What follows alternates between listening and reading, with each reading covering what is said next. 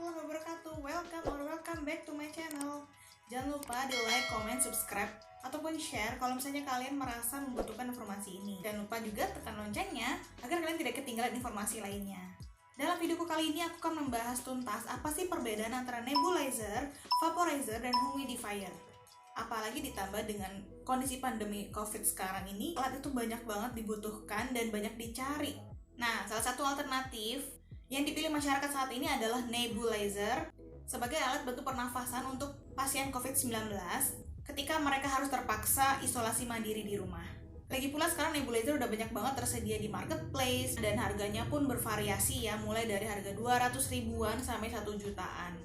Dibandingkan jika kita harus nebu di rumah sakit ataupun di klinik dengan harga yang ya cukup mahal, apalagi ditambah lagi sekarang PPKM, kita harus antri-ngantri di rumah sakit dan tidak menjaga jarak, itu sangat-sangat riskan sekali tertular COVID-19. Jadi lebih baik melakukan terapi pernapasan itu di rumah sendiri. Nah, sekarang aku mau jelasin gimana sih perbedaannya antara nebulizer, vaporizer, dan humidifier. Mungkin teman-teman yang punya anak bayi dan balita mungkin akrab banget sama yang namanya humidifier dan juga nebulizer.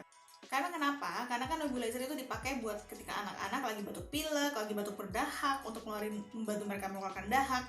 Sedangkan humidifier sendiri adalah untuk menjaga kelembaban udara dan menjaga kualitas udara menjadi lebih baik. Sedangkan vaporizer sendiri digunakan oleh mereka yang lebih dewasa. Sebenarnya nggak beda-beda jauh kok ketiganya antara nebulizer, vaporizer, dan humidifier. Kenapa? Karena ketiganya berkaitan dengan perawatan pernapasan meskipun cara kerja dan fungsinya berbeda. Langsung aja kita bahas ya. Yang pertama ada nebulizer. Nah, ini yang aku punya adalah mesh nebulizer ya.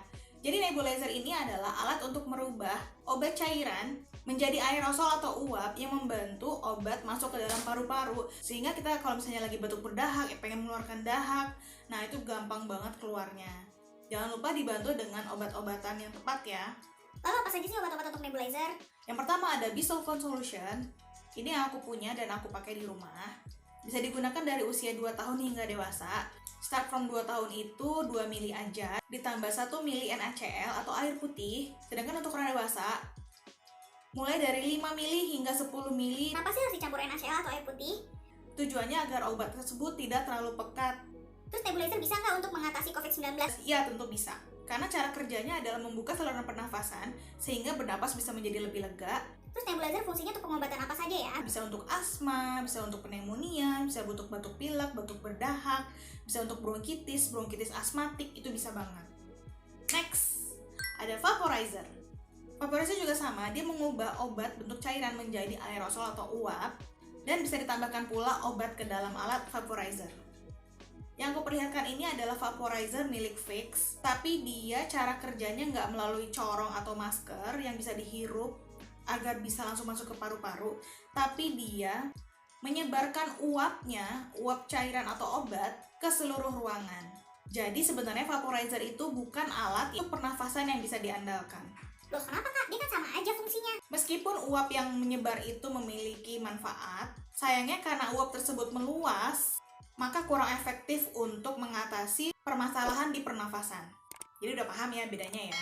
Nah, ini yang terakhir perlu diperhatikan, ada juga alat vaporizer yang sangat berbahaya kalau misalnya diletakkan di dekat anak-anak. Kenapa? Karena ada alat vaporizer yang harus merebus airnya dulu sehingga panas dan dia mengeluarkan uap. Nah, itu kalau misalnya dijatuhkan anak-anak atau menimpa mereka dan kena kulit atau tangan, nah itu bahaya banget ya. Jadi, untuk penggunaan vaporizer perlu diwaspadai dan didampingi oleh orang tua. Atau mungkin diletakkan di tempat yang tidak bisa dijangkau oleh anak-anak. Next, humidifier. Sama seperti nebulizer, vaporizer. Nah, humidifier ini merupakan alat pelembab udara untuk menciptakan uap yang dapat menyebar ke seluruh ruangan. Essential oil, nah itu untuk membantu dia tidur lebih tenang, nafas lebih lega, ruangan jadi lebih segar, ataupun ada juga essential oil untuk menambah nafsu makan anak. Bedanya dengan vaporizer, humidifier tidak perlu proses perebusan cairan, sehingga terbilang aman untuk anak-anak ataupun bayi. Tapi humidifier ini tidak seperti nebulizer ataupun vaporizer karena tidak bisa melarutkan obat apapun. Walaupun kabut atau uap yang dihasilkan dapat meringankan gejala pernafasan seperti alergi atau asma, ataupun mereka yang ngerasa tenggorokannya lagi kering banget nih. Karena apa? Karena uapnya tuh kurang menyebar. Tapi plusnya itu humidifier dapat membuat kulit terasa lebih lembab. Itu sebabnya di beberapa klinik kecantikan mereka suka menaruh beberapa humidifier di pojok-pojok ruangan. Ada yang nanya nih, kalau misalnya aku pribadi, aku bakal bilang, aku nggak percaya.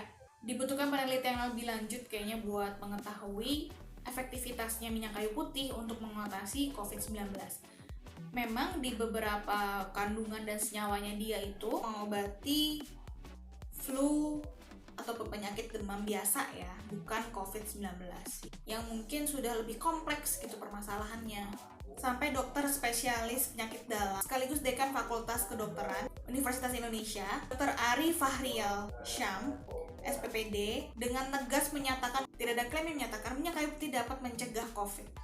Dia juga nggak menganjurkan untuk minyak kayu putih diminum ya. Seorang pasiennya tuh sampai mahnya tuh kambuh parah setelah minum minyak kayu putih. Dia cuma menganjurkan minyak kayu putih itu dibalurkan ke badan untuk menjaga kehangatan tubuh dan melancarkan pernafasan. Jadi sekali lagi minyak kayu putih bukan untuk mengatasi atau meredakan gejala COVID-19 ya, tapi lebih tepatnya untuk mengurangi demam, untuk dibalurkan ke badan untuk menjaga kehangatan tubuh, dan untuk melancarkan pernafasannya saja. Oke, segitu dulu video kali ini. Terima kasih banyak yang sudah menonton sampai akhir. Kalau misalnya ada kritik dan saran ataupun pertanyaan, silakan di kolom komentar. Terakhir, aku butuh banget dukungan kalian untuk like, comment, subscribe, share ke teman, keluarga, atau mungkin sahabat bagi mereka yang mungkin membutuhkan informasi ini. Terima kasih banyak sekali lagi. Wassalamualaikum warahmatullahi wabarakatuh.